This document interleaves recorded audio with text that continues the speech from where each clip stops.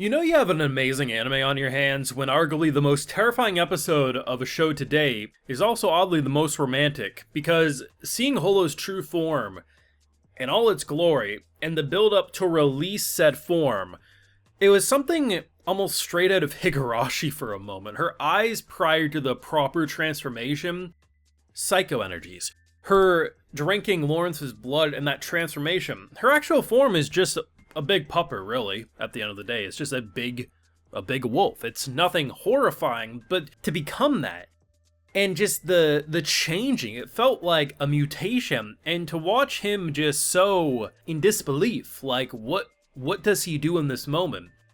And not wanting her to just slaughter everyone, but her wanting to protect him. And just, if we remember, the first time he saw her, he was scared and he basically ran away, right? Like he was, and as she says, that's what everyone does. They look at her and that's what it is. She's a freak.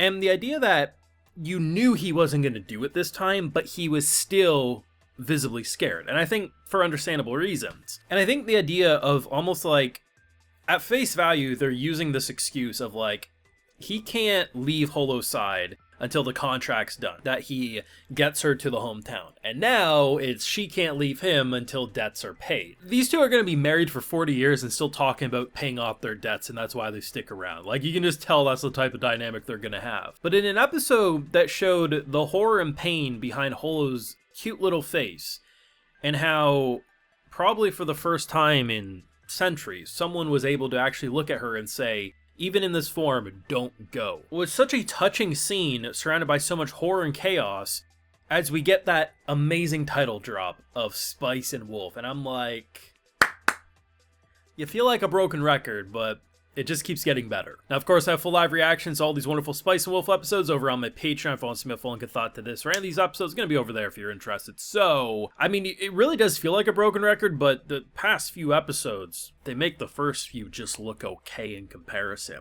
We are getting into the meat and potatoes, and it is a damn good thing this is a 2-core, because if this was a single core, man, I would not be okay. I would not be okay at all. So it actually was pretty eventful. What I like about the action in this show is it's not really an action anime, but there's like, it's action in a pretty realistic way. So they're getting chased by all these thugs, right? And at one point, you know, what ends up happening is she bites the arm of one guy and then he sucker punches. At another point, he kicks someone in the balls. Like, it's not overly intense, but it feels realistic. Like, they're running for their life. They're in a damp, dim location. Very easy to lose people. And then very quickly, he got stabbed. It was interesting because the way he was, like, passing out from it, I thought he got stabbed either in his side or, like, his leg. And here's the thing. If I was to get stabbed in the arm, I'd be crying for my mama. So I'm not saying, like, it's like, impossible for someone to... It's just, I usually don't see an arm being that much of, like, oh, shit. But I guess if he's losing that much blood and stuff, it's enough to knock you out. And the build-up of seeing, you know, what used to be a former, I'm not going to really say friend, but at least, you know, acquaintance, and how what he's saying, if you remove us from wolf waifu perspective, you know, it's basically like, get rid of the old god, and let's progress into something new. Let's say, screw this whole god dynamic, we're going to modernize this. We're not going to go by this old way. And, you know, most merchants would take what he said at face value and be like, this is a profit. This would turn a profit. Fortunately for him, he didn't realize that wolf waifu is wolf waifu. And we get the scene that we get. And the transformation, the blood, how menacing she looks. But I think this is what's perfect about it. When you look at her true form, it's not horrifying. It's just a big pupper. But the transformation to get there is peak horrifying. And I think what makes this interesting is that Holo states early into the show that when people see her true form, they fear her and run away, and she feels disgusting with herself. Where, when you actually look at her, she's Clifford the Big Red Dog, basically. But the transformation, being as horrifying as it is, would be enough to really scare most people. So I think the fact that they keep it actually pretty tame when you really take a step back to look, it lets us be able to appreciate her not as a monster, but just, yeah, she's different, but she's still Holo deep down inside. That initial transformation doesn't define her. I think it's just such a beautiful way to detail her true form. And I like the idea that, you know, she looked after him and he wakes up, you know, we were we almost had a retirement fund. We almost had like 150,000 silver, but damn tariffs and gotta read the fine print, you know, tariffs this, taxes this person gets this. It's basically like if you buy concert tickets from Ticketmaster, you know how you have like, okay, here's the $50 concert ticket. $30 delivery fee. $30 screw you fee. $50 because we can fee. And that $50 ticket becomes $900 real damn quick because of places like those.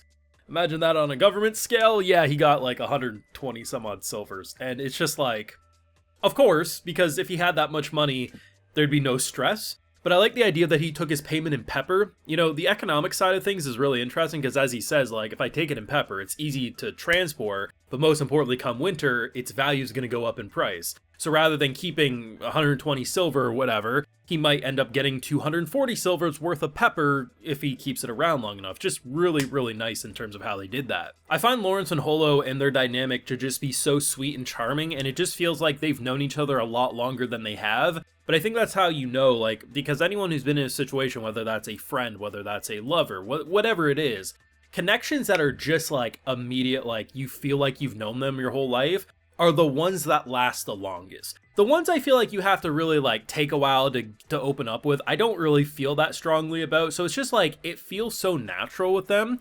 And the way they blended what is essentially the action episode of Spice and Wolf with this heavy hitting drama, this economic side of retaliation, it's just so good at what it does. And this is still just scratching the surface. But, you know, to have that title drop of Spice and Wolf by episode 6, it's the perfect capstone to what feels like the first part of the story. And the story's gonna be like 30 parts, mind you, but still, it feels like after this episode, we really know what to expect, and this is the first stop that has come to a beautiful finish in their journey, and the future is looking oh so bright. I almost forgot to add, but the music when Holo was initially like chasing down everyone, I don't know what that piece of music was, but it's easily the best piece of music I've heard in this show today. I was blown away by how different such an intense scene was handled with such Renaissance level music. Let me know what you thought, whether if you're a fan of that original anime, you're a fan of the source material, or if you're anime original like myself, what did you think of what I thought to be the best episode so far? But I know I say that every week, but it really does get better for me. But let me know what you're feeling down below. Be sure to leave a like if you enjoyed, subscribe if you're new around here, of course ring that bell so you know if I went up a little more. And like I mentioned, got those full live reactions over on Patreon, and hey, why over there, I'll also give you a video shout out. Alrighty, so today we have Green Bean, TMG Gaming 999, Sokli-san, Jorid, Jacob McDougal, Tanisha Brown, and we also have Hat Guy. So I appreciate the support, everyone. And please take care and have a good one.